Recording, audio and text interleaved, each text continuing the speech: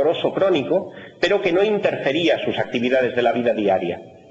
Un buen día esta persona inicia un dolor de espalda. Vamos a poner uno de los ejemplos más típicos. Podría ser de hombro o podría ser de otro sitio. Pero inicia ese dolor. Bueno, le molesta un poco, pero va tirando. Va compatibilizando su vida con eso. Pero ese dolor cada vez va a más. Estamos entrando en esta fase que aquí pone, que es la hiperalgesia, la primera fase. Lo que antes dolía más o menos y era tolerable, ahora ya empieza a no serlo. Es el mismo dolor que recordamos, pero es distinto en su intensidad y en su frecuencia. Poco después, cada fase de estas viene a durar un año y pico.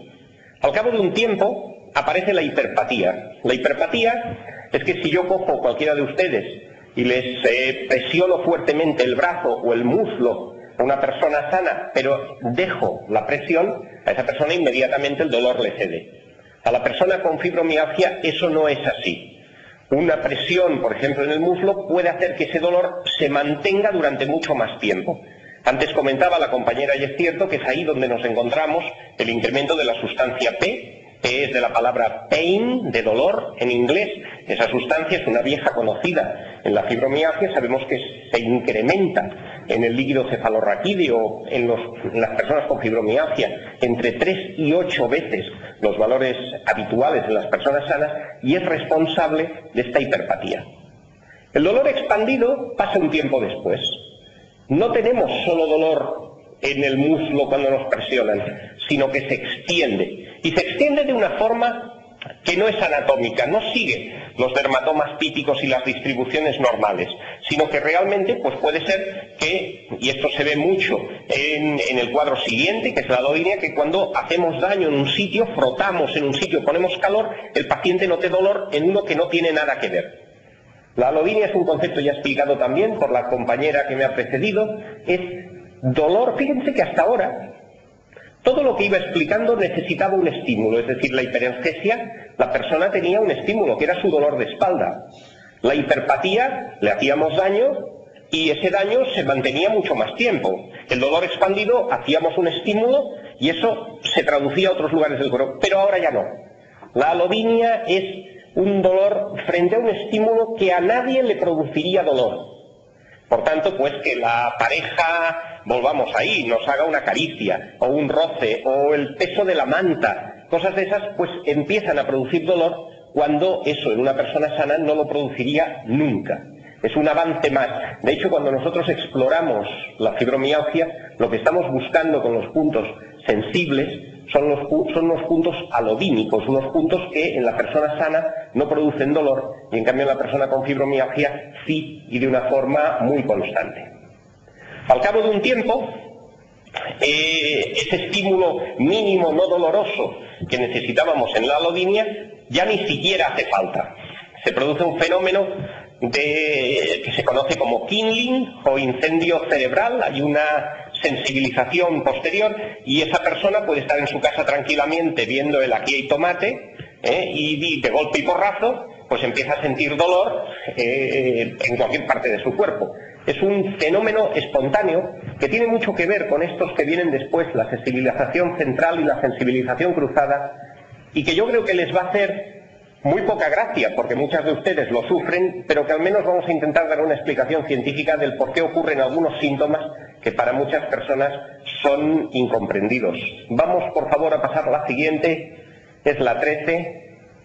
Bien, aquí les he preparado unas imágenes que explican un poco estas mismas fases, tanto la hiperalgesia como la neuroplasticidad, que es un mecanismo de adaptación de las neuronas. El sistema nervioso no es estático, es muy dinámico, las neuronas se comunican cada vez más entre ellas, interactúan y se modulan y se modifican en función de los estímulos.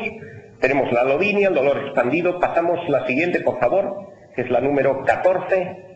Seguiremos con la espontaneidad y podemos pasar incluso a la 15, por favor. Disculpe la velocidad. Muchas gracias. Un fenómeno muy importante en la fibromialgia es la sumación temporal, el fenómeno conocido como wind-up. Es un fenómeno que actualmente se puede medir con mucha fiabilidad, con técnicas esencialmente experimentales, donde sabemos que los pequeños estímulos dolorosos que se pueden ir produciendo a nivel de unas determinadas fibras que transmiten el dolor, la suma de estos pequeños estímulos en el paciente con fibromialgia produce un incremento muy superior a lo que sería el propio estímulo en sí. Es decir, esos pequeños estímulos van golpeando de tal manera que cada vez la respuesta se incrementa. Eso se puede ver con unos tiempos de latencia, y si por favor pasamos a la diapositiva número 16, este es el equipo que se utiliza experimentalmente, no tiene utilidad clínica, no vengan ustedes a Barcelona a hacérselo, porque esto no sirve para nada en la clínica ni en la práctica diaria, nos sirve para el estudio de los pacientes y para poder intentar mejorar el conocimiento sobre la enfermedad. Esto es un equipo que es un Thermote y lleva unos terminales que dan calor, frío, que hacen vibraciones tanto en los pies como en los brazos, y a través de esto podemos medir la respuesta de las neuronas y ver si es patológica o no lo es. La siguiente, por favor. Esta hace mucha gracia. La alodinia, señoras y señores, es polimodal. Es decir, todos tenemos muy claro que, por ejemplo, cuando alguien pues nos hace daño o nos aprieta, como estábamos diciendo, en un brazo, pues bueno, nos duele. Bien, y eso es comprensible. Pero es que los terminales que conducen el dolor no están solo en la piel, sino que están también en los órganos internos del cuerpo. Y eso es algo que muchas veces olvidamos.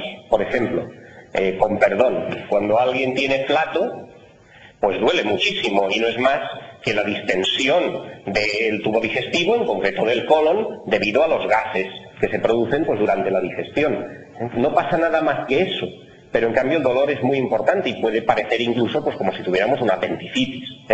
Bien, pues esos mismos terminales que en el caso ese están conduciendo el dolor, también están hiperactivados en el paciente con fibromialgia. No solo los terminales no solo los terminales de la piel están afectados, sino también lo están los que están en el colon, los que están en la vejiga, los que están en la vagina, etcétera, etcétera, etcétera, etcétera. Por tanto, muchas veces hay cuadros de dolor abdominal o de, por ejemplo, dolor muy importante cuando se plantea por otra cosa una colonoscopia. Es que yo no soporto que me pongan el aire. Y entonces el compañero que está haciendo la prueba dice: señora, que esto lo aguanta todo el mundo. Bueno, pues no lo aguanto, porque realmente para mí esa distensión es muy dolorosa y eso realmente responde a una realidad muy objetivada. La siguiente, por favor. Estamos ya en la 18, solo quedan 400. Miren, este es un gráfico que lo traigo porque realmente explica muy bien lo que ocurre. Se publicó en el Neurology, que es una de las revistas más importantes de neurología, hace ya muchos años, en el año 1994.